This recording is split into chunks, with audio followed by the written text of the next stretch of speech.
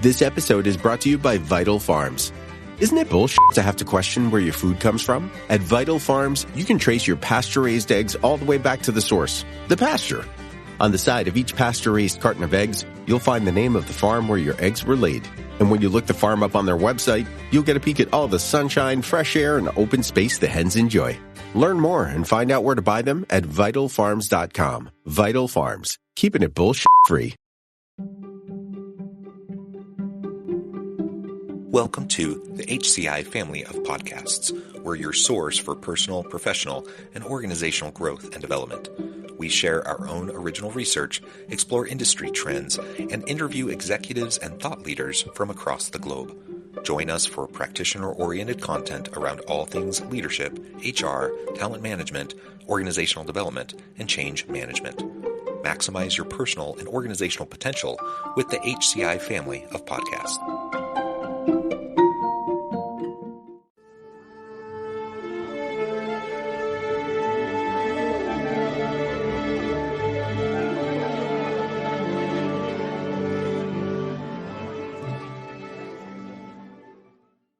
Dr. Donte Vaughn, welcome to the conversation today. Thanks for having me. Today, we're going to talk about reassessing your organizational values at work. Values congruence, work job fit, work organization fit. All of these pieces are super important to having successful teams, successful leaders, and successful organizations. And it all rests on values and really understanding those first and foremost. So that's what we're going to explore and try to unpack together today. As we get started, I just wanted to briefly introduce Dr. Donte Vaughn. He is the founder and president of LightPoint Advisors, and I know just recently has gone through some transitions professionally. Maybe you can share a little bit more about that with us and give us a little bit more background and personal context.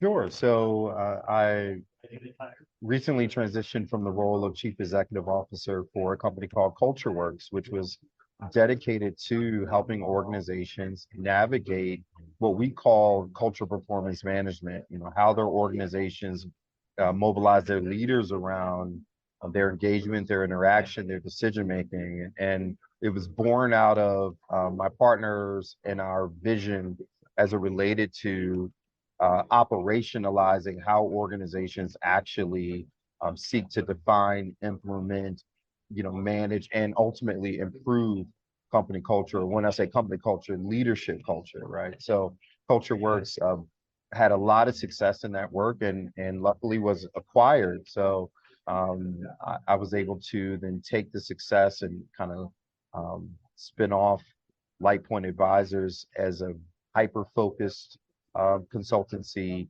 still in the areas of workforce management, but also leaning more heavily into IO psychology and organizational development, some of the things that are niche to my expertise and what I do. So I'm excited about it. Yeah, excellent. Thank you for that background. And let's just dive on in. You do an important work, and I really like the focus on better understanding values as a foundational piece. Because, when we think about successful organizations, successful teams, and successful leaders, it's all built on trust in relationships. And trust and relationships are built on shared values.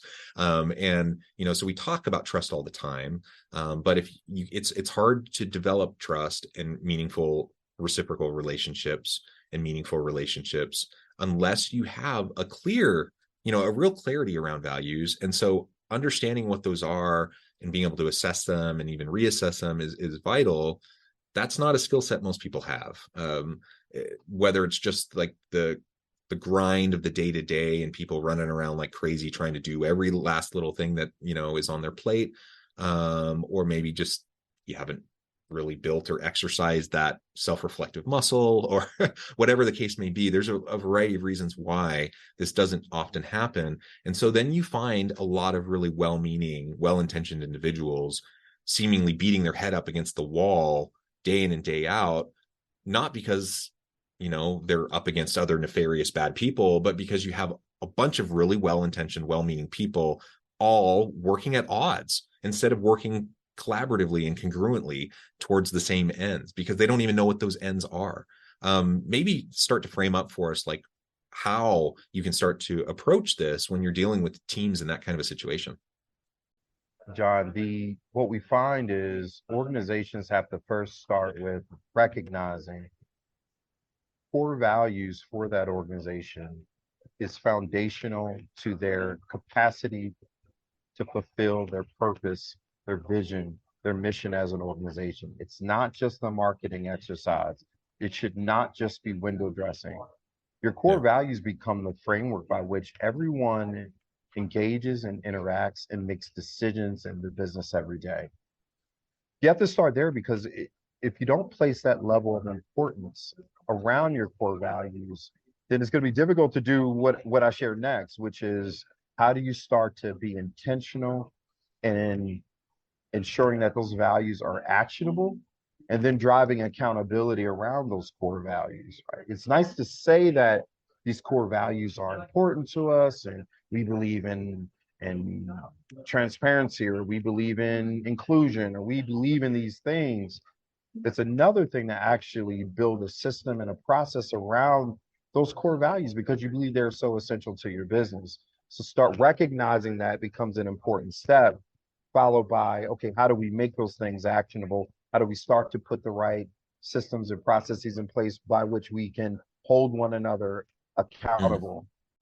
Yeah, and the systems and processes, that's what it really comes down to. Because again, I mean, there are people that I think need some education and they need to learn a little bit and expand the aperture of their understanding. No doubt that needs to happen. Discussions, trainings, those things need to happen. But I think most people are recognizing, that they want a positive, healthy organizational culture. They understand the value of an inclusive work environment. I think most people share some of those core values. The problem is getting past the lip service of it, getting past the performative aspects of it to actual structural, systematic, policies, practices, and procedures within the organization. That almost never happens. That's like the real hard work of institutionalizing, all of these values. So we can espouse great values, and I'm all for espousing values, and I'm all for having aspirational goals. But unless you can start to create mechanisms to reinforce it, you're just never going to get past the aspiration. Yeah, no doubt. I mean, oftentimes some of my upfront work with my clients begins with an evaluation of, okay, why do you exist, i.e. purpose?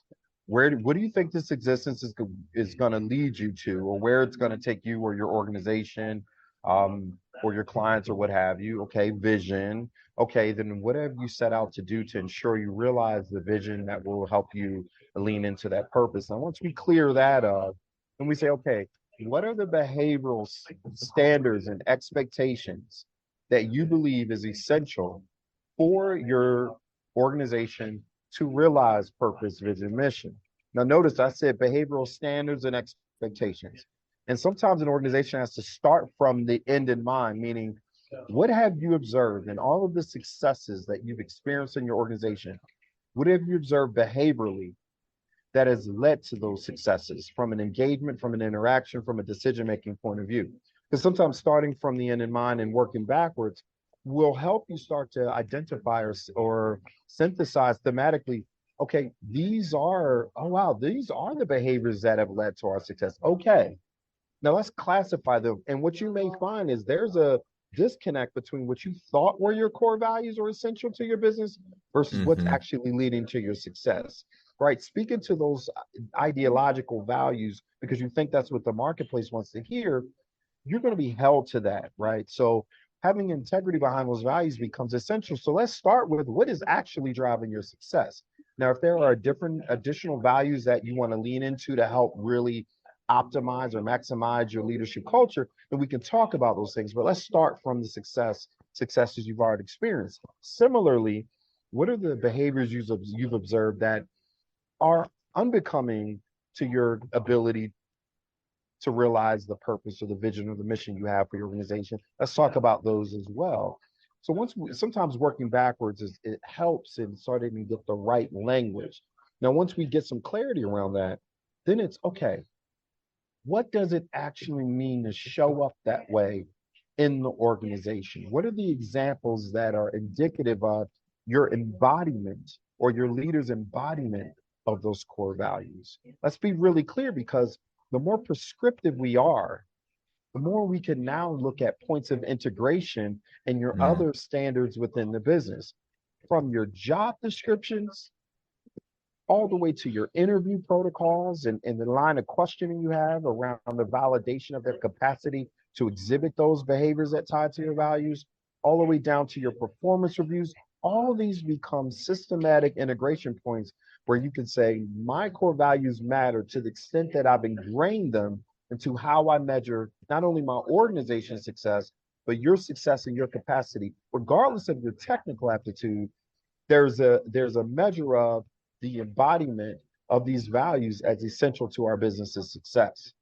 And again, it's just recognizing that we have to fundamentally take a good, long, hard look at what those values are and if they align. And I think we all kind of have the assumption that they do. And to your point, if you really take that long, hard look, you start to notice that they don't. Like there's just misalignment, and there's all sorts of energy and activities and resources that are going towards things that don't fit with your core purpose or your mission or your foundational values at all.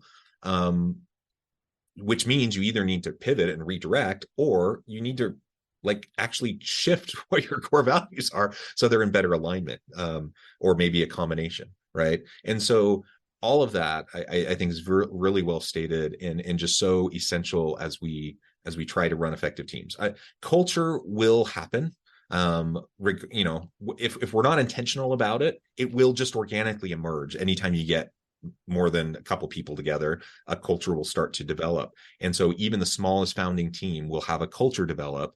And if you're not really intentional about what you want that to be and the core values driving that culture, it will happen to you instead of you being able to shape what you want and having, that healthy type of culture that most people say that they do want.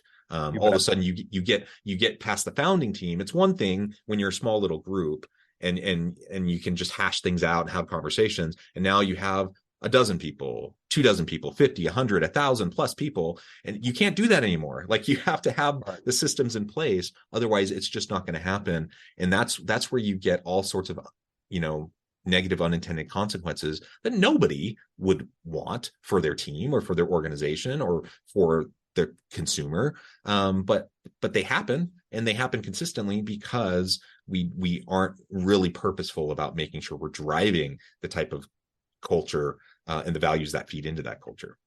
You bet. I mean, if you treat your values just like my co-author and I talk about in our book, From Culture to Culture, we established this methodology as a framework to enable leaders to actually more operationalize how they approach driving this leadership culture.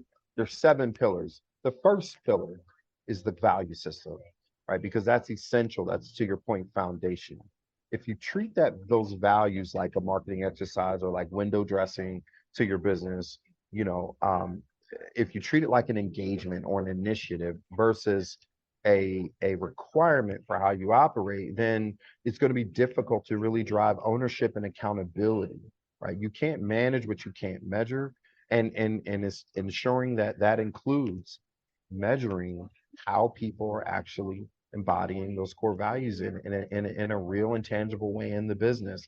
And that's more difficult. I challenge organizations, when you talk about these core values that you claim, how critical are they to you? Would it be to the extent that you can take your top sales executive who's generating 25% of your revenue for your organization? Are you prepared to either have conversations with that individual around their successful or unsuccessful embodiment of those core values, how they need to nurture their development behaviorally around the embodiment of those core values, and the consequences to failure to do so, right? How are they that essential to your business that you're willing to have that conversation? Are they that essential that you are willing to take these legacy individuals in your organization who do not represent the future state of where you're trying to take your organization or the workplace culture? Are you willing to have those conversations and say, listen, we've evolved and your behavior is no longer in alignment with the core values that we believe are essential to carry us into the future. How important are they to you? And hey, I don't have an ideological view that I force upon my client partners. I just say, listen, just have integrity behind whatever you think is important, Right. because then we can mobilize people. People will rally behind the things that they connect with. Even from a talent acquisition standpoint, you can start to be more intentional, and that has subsequent implications really on your build from a retention standpoint and productivity standpoint. Hey, I want to vet your alignment on the basis of how we've chosen to engage and interact and make decisions in our business every day. This is why we see individuals who, after the fact, realize this isn't a fit, right? So I really believe that the significant disconnect starts from the top, from the senior most leaders, from founder on down, in terms of driving ownership and accountability around what these values actually mean to the business, not what you think the marketplace wants to hear. Yeah. Yeah. Be true again, with no ideological dogma behind it, right? Like whatever you feel is important, be true to that, and be consistent with that. That's what we're looking for. And, I have my own opinions about what I think those values should be, but Sure. it's not for me to tell you, but Sure. you got to be honest with yourself and with your team and have those conversations, and then be committed and have the integrity to be true to those values. That's what we're talking about. You bet. And that's just so important. You mentioned just one more thing we can touch on really quickly. You mentioned kind of the IO psych component of all the stuff that you do. I'm wondering how you find that in your work with clients, how you find that feeding into the ability to successfully reassess organizational values. We're still talking about human behavior. We're still talking about the dynamics that shape workplace culture, right? And how individuals engage and interact and make decisions. So if core values are foundational to those behavioral standards and expectations, they become the common language, right? The values we share, the language we use, the behaviors we display, the connections we make. That's as simple as I can define organizational culture. And at the end of the day, when we're bringing people together, and the factors that influence the engagement of those individuals, right? It all still interconnects through an IO psych a lens, right? And understanding the complexities behind that. Now imagine, organizations can't just fire everyone because they have this new set of core values with behavioral standards, right? We have to navigate the complexities of what that looks like. Maybe I never held my organization, or to your point, I have multiple subcultures. I never quite mobilized my organization collectively around a core culture. Now I'm trying to head that way, which are most of my clients, right? Yeah. So then it's, how do I help them make the organizational shift through the change management lens and through the learning and development lens, all the other factors that requires some unpacking, because I'm trying to change human behavior on an individual level and a team-based level, right? And how they work together, how they interact, and bringing awareness to their tendencies, right? And how that drives either success or failure. So there's a significant work, I don't know if overlap's the right word, but there's synergy in the work we do in the IO psych realm, as it pertains to that, organizational, from a diagnostic standpoint, from a behavioral change standpoint. Yeah, well said.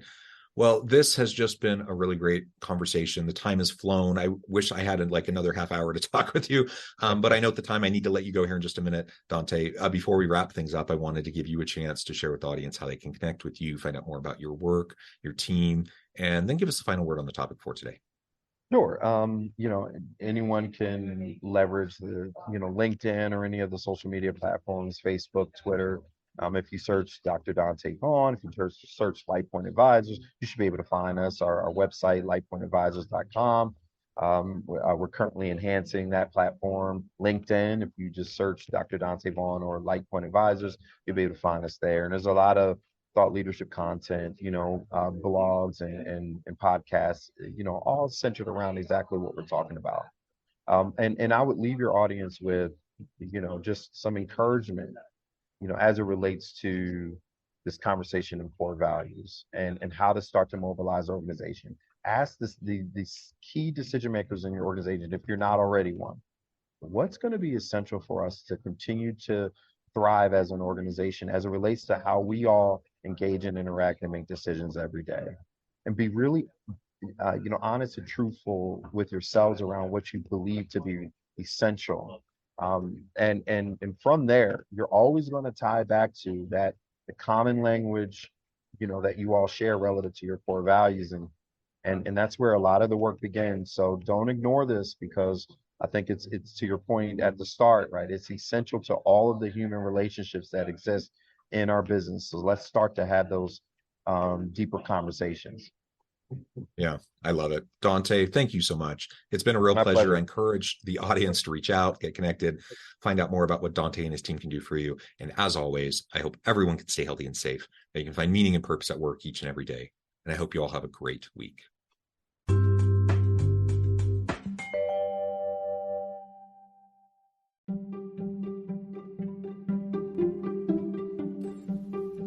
Thanks for joining us for this episode of the podcast. We hope you stay healthy and safe, and please join us again soon.